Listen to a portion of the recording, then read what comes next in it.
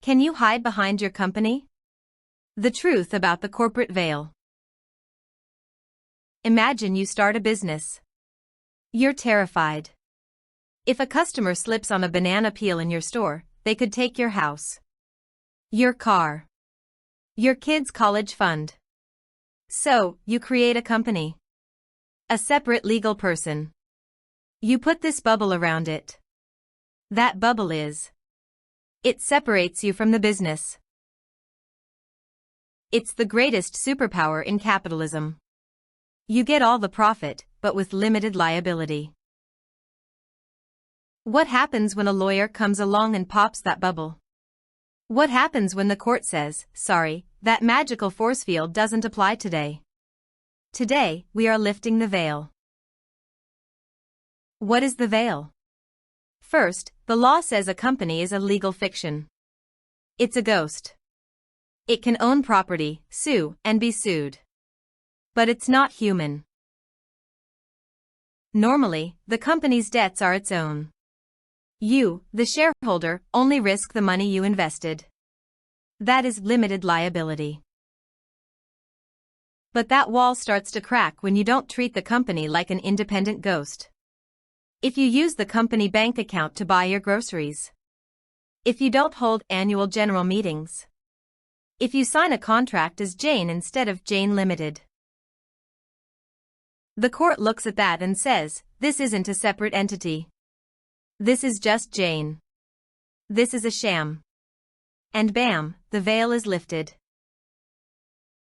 So, how do the lawyers actually lift this veil? Here are the 3 weapons they use.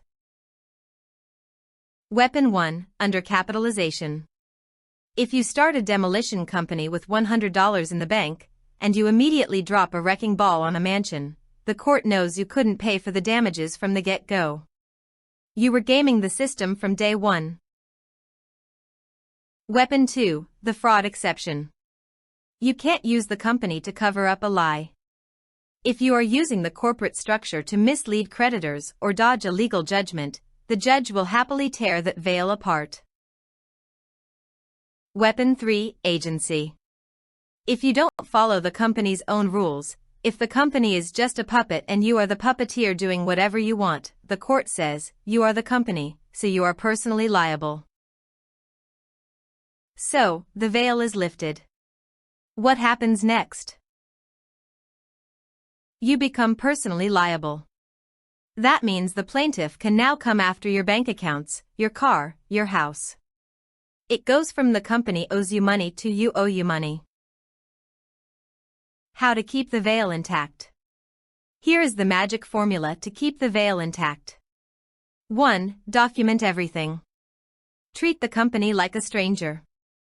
2. Separate your money. Separate bank accounts. Separate books.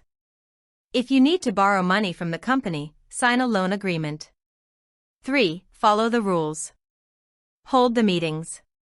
File the papers. Look like a corporation. Incorporation is a privilege. It's a shield. But if you use it as a sword to hurt others, the law will break it in half. Don't let your dream business become a nightmare lawsuit.